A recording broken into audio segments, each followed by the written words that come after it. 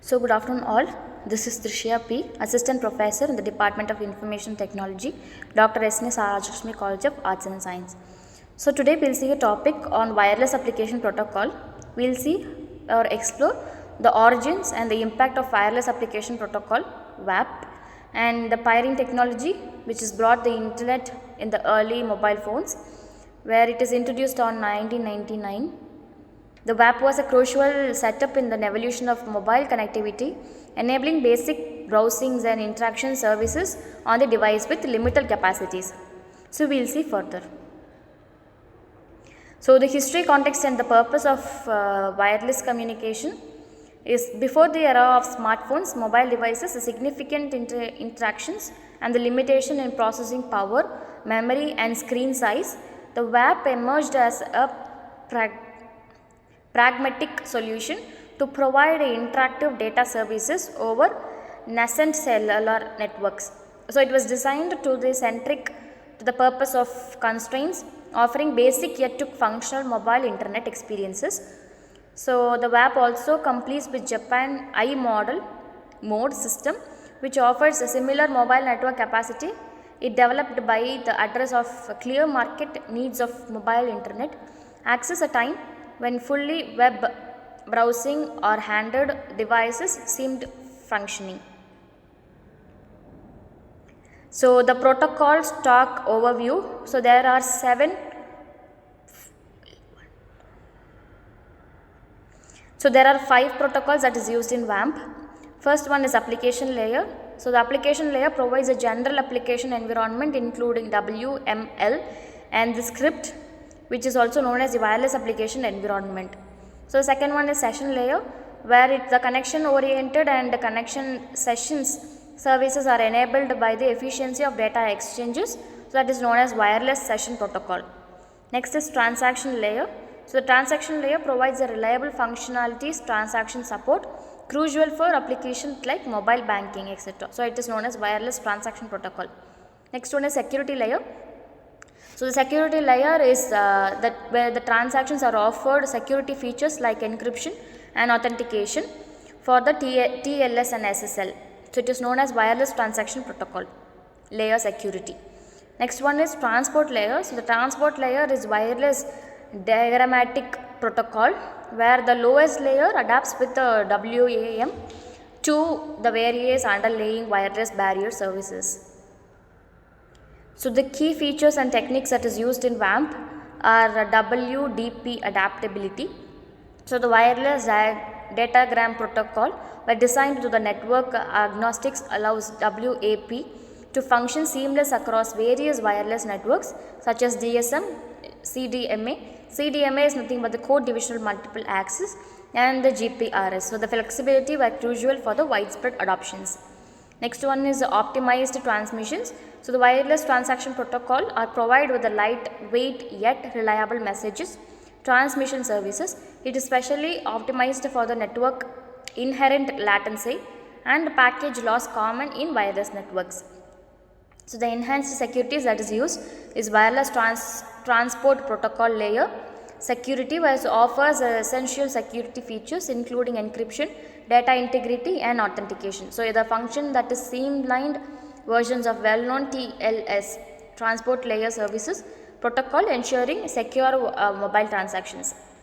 So, next is WML markup. So, WAMP heavily relied on wireless markup language and XML based markup language designed for the small screens and limited input capabilities. So, this allows on context disabled or display on the early mobile browsers. So, we will see how WAMP works. So, the model request that is used is 4 model requests that is process. First one is user request, second one is gateway transmissions, third one is protocol translation, fourth one is content delivery. So, the first one is user request, where the user initiates a request to the URL through WAMP micro browsers on their mobile devices. Next one is data gateway transmissions, where the request will be sent to over the mobile network to the dedicated WAP gateway. Next one is protocol translation. So, the WAP gateway acts as a translator, converting the WAMP request into the standardized HTTP request, where it forwards to the web browsers or the web servers. Next one is content delivery. So the web server's HTTP request will be received by the gateway, which then converts back to the WML format before sending it to the user mobile devices. So this is how the WAP works on the 4 basic categories. So next one is advantages of WAP. It is pioneering mobile internet, where WAP was instrumental in providing the first widespread mobile internet access on the future phones, openly by the new possibilities of communication and information retrieval. Second one is cross-platform capabilities. So WAP was designed to work across multiple wireless networks like GSM, TDMA, CDMA, etc. and operating systems, ensuring both capabilities. Next one is open standard. As an open standard, WAP was free to use and implement, steering wider adoption and ensuring development across various infrastructures. Next one is real-time data. So it enables real-time data transmission on interaction services such as new updates, banking and other email access, were revolutionary at the time was introduced. So the limitations and criticisms that is used is low speed latency, where the operating on 2G networks, WAMP connectivity were notorious as slow, leading to the long loading times and high latency. Next one is limited user experiences, where the designs are necessary by the small screen and limited processing power resulted in the user experiences. So next one is WML restrictions. So it is designed for simplicity and very restrictive compared to the richness and flexible HTML, limiting the complexity and visual appeal of mobile content.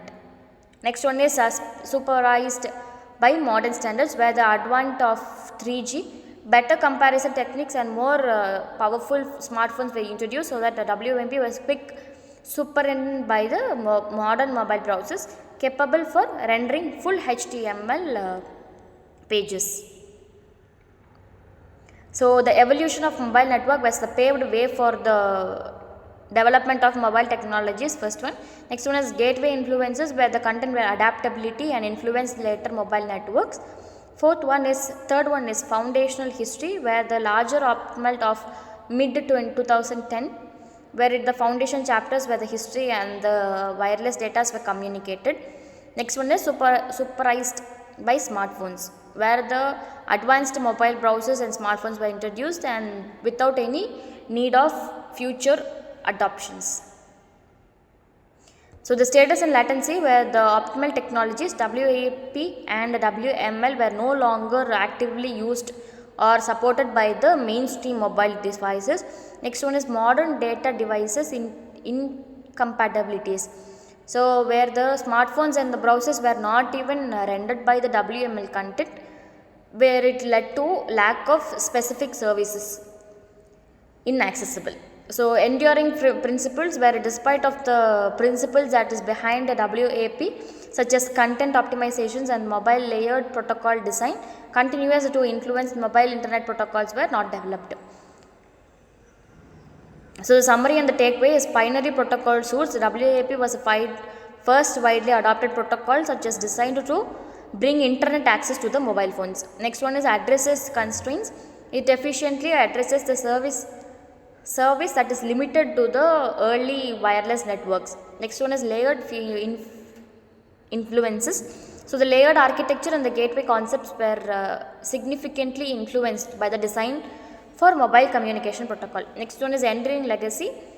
All through the obstacles, WAP's foundational contribution to the mobile communication and internet protocol was not be overstated.